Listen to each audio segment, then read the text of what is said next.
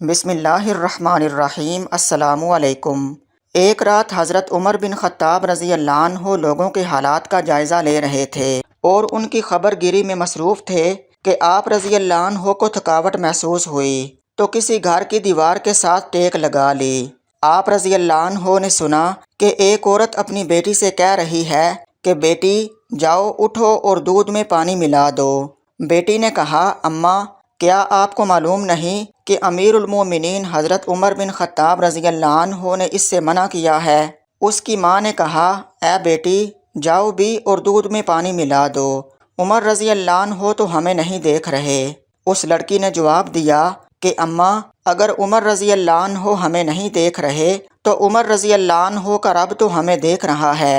حضرت عمر رضی اللہ عنہ کو اس نیک لڑکی کی یہ بات بہت پسند آئی اور اپنے غلام اسلم کو جو اس وقت ان کے ہمراہ تھے فرمایا اے اسلم اس دروازے کی شناخت رکھنا اور یہ جگہ بھی یاد رکھنا۔ پھر وہ دونوں آگے چلے گئے۔ جب صبح ہوئی تو حضرت عمر رضی اللہ عنہ نے فرمایا اے اسلم وہاں جاؤ اور معلوم کرو کہ وہ کہنے والی لڑکی کون ہے اور اس نے کس عورت کو جواب دیا اور کیا ان کے ہاں کوئی مرد ہے۔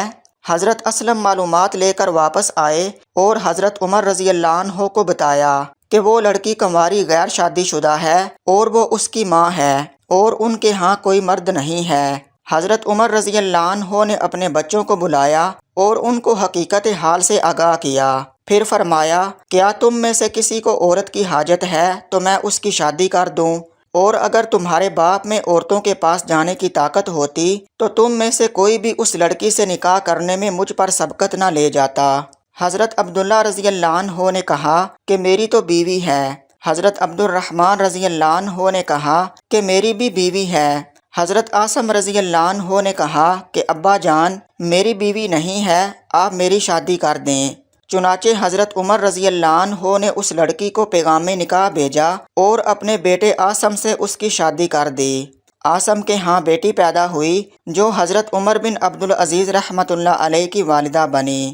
حضرت عمر بن عبدالعزیز رحمۃ اللہ علیہ بن مروان کے سب سے زیادہ عادل حکمران اور 5ویں خلیفہ راشد تھے۔